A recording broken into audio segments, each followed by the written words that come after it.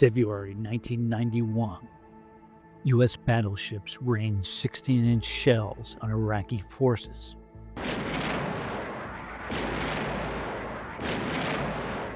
The colossal gunfire is being guided by a groundbreaking new military technology. Pinpoint reconnaissance imagery is being relayed back to the ships by unmanned aerial vehicles, or UAVs, better known today as drones. So when Iraqi soldiers looked up and saw a small buzzing aircraft circling overhead, barely bigger than a light plane with no cockpit, no pilot, they learned what that sound meant. When that drone appeared, the massive shells of the Iowa-class battleships would follow, rocketing out of the sky, guided with uncanny accuracy. On this day, they did something no one had ever done before. They walked out into the open, waved white shirts over their heads, and surrendered. Not to a tank, not to an infantry squad, but to that buzzing speck of metal above them. The drone was called Pioneer. Pioneer quickly taught the United States how to fight with unmanned eyes in the sky, years before the Predator and Reaper became symbols of remote warfare. By the mid-1990s, the once top-secret Pioneer UAV program is now being proudly revealed by the U.S. Navy.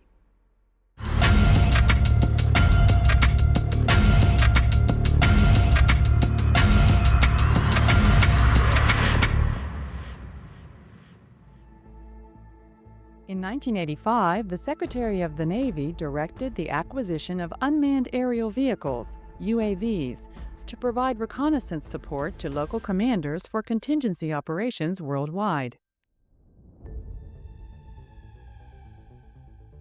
The Pioneer UAV was acquired to prove the concept. It was first operated on land and then deployed at sea on the USS Tarawa.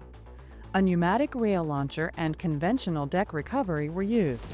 The advantages of real-time video from a forward-deployed, unmanned aircraft were quickly realized during this first Pacific deployment.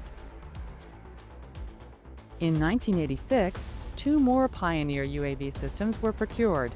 The Battleship was selected as the ship class for operating UAVs at sea. The Pioneer system was installed and operated aboard the USS Iowa in December 1986. Subsequent operations were a great success. In 1987, 3 additional systems were procured and 3 more battleships were configured to operate Pioneer. The battleship configuration employs RATO launches and net recoveries on the ship's flight deck. Each Pioneer system includes air vehicles, payloads, a data link, a control system, launch and recovery systems, and support equipment. On land, a rail-launched or rolling takeoff can be used with a rolling recovery.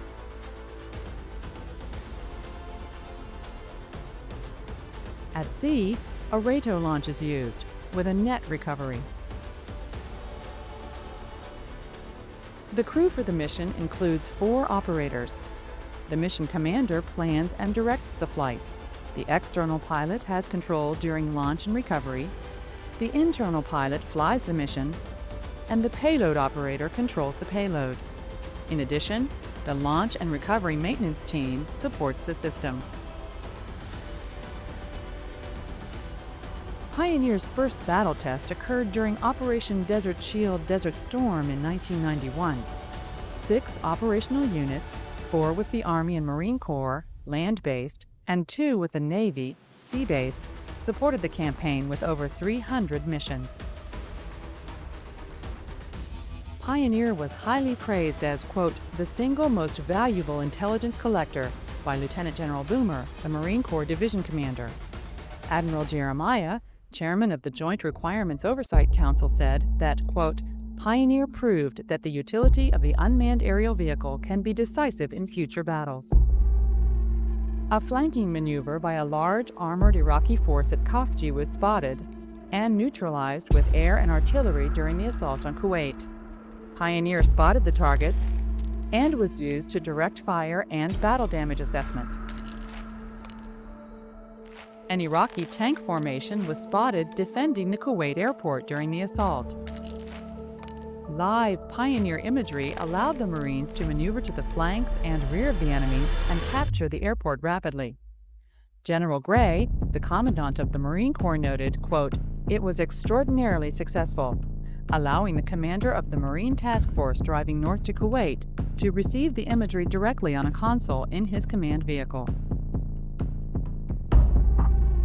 After breaching the Iraqi defenses with a turning movement around the western flank, Brigadier General Creighton Abrams, 7th Armored Corps, said, quote, "Thanks to Pioneer, the Army was able to take out every piece of artillery that could reach the breach, and as a result, not a single round of artillery fell on Army units coming through."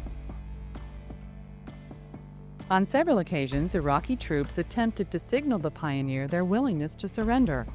The most famous incident occurred when the USS Wisconsin's Pioneer was spotting for her 16-inch guns at Failaka Island off the coast near Kuwait City. When the Pioneer arrived in the mission area over the island, the defenders spotted the UAV they called the Vulture and signaled the unmanned and unarmed air vehicle that they had had enough.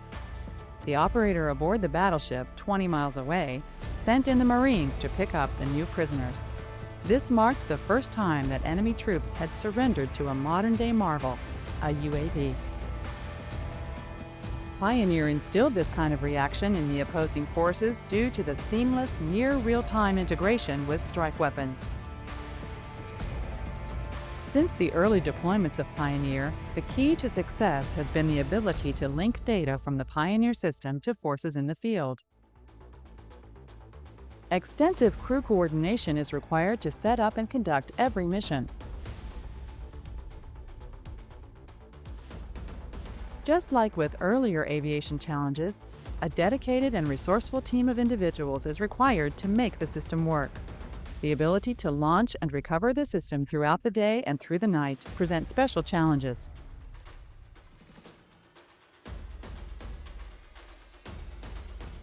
Following Desert Storm and the decommissioning of the battleships, 6 LPDs were prepared for Pioneer system installations.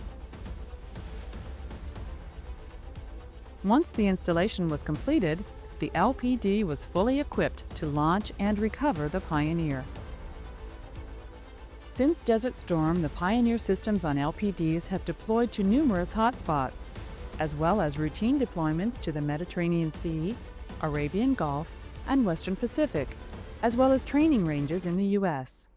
Shown here is a Pioneer video of a non-combatant evacuation operation, or NEO.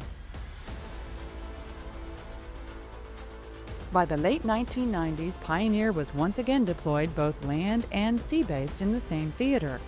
This time, operations were conducted in republics of the former Yugoslavia.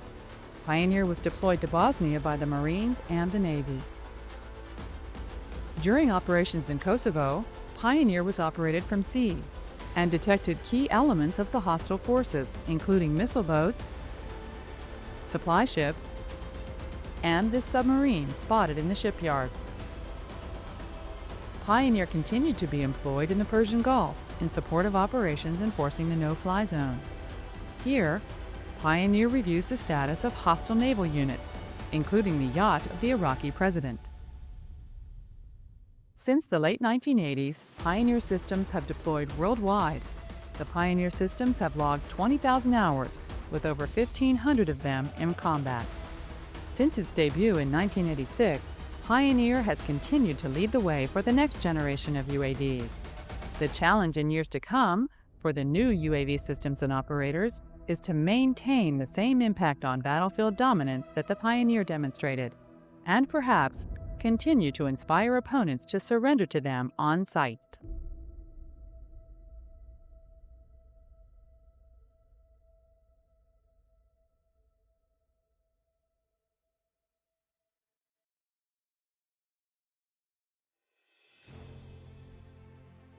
By the end of the 1990s, Pioneer had flown in nearly every major U.S. conflict. But the Navy wanted more flexibility at sea, a drone that could take off and land like a helicopter from almost any flight deck. On January 12, 2000, in China Lake, California, a new aircraft lifted off the pad, the RQ-8A Fire Scout. The Navy's first vertical takeoff and landing tactical unmanned aerial vehicle, or VT-UAV, making its first fully autonomous flight.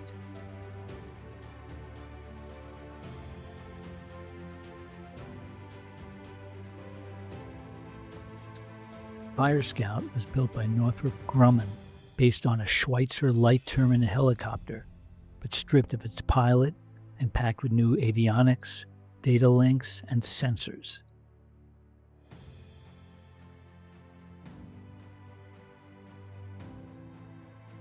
The Navy had selected Fire Scout to replace systems like Pioneer and to give any helicopter-capable ship its own unmanned scout, able to rise straight up from a small deck, hover over targets, and stream back live video, radar, and targeting data.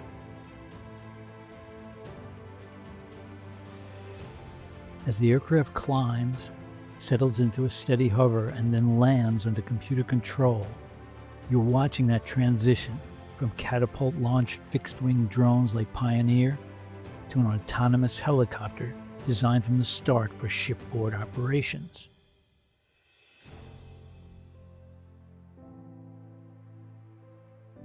In the years that followed, Fire Scout deployed on frigates and other combat ships, and even to Afghanistan, where it flew more than 10,000 hours, providing real-time surveillance, target acquisition, laser designation, and comms relay for counter-IED and maritime missions.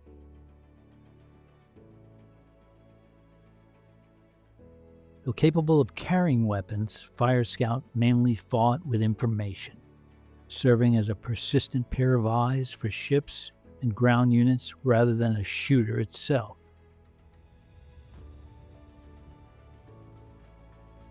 By the early 2020s, the Navy began retiring the Fire Scout as newer unmanned systems and concepts came online. But it all starts here, with Pioneer proving the value of unmanned eyes from battleships and Bosnian airfields, and with this first VT-UAV flight in 2000, showing that even a helicopter could become a robot scout in the Navy's evolving drone family.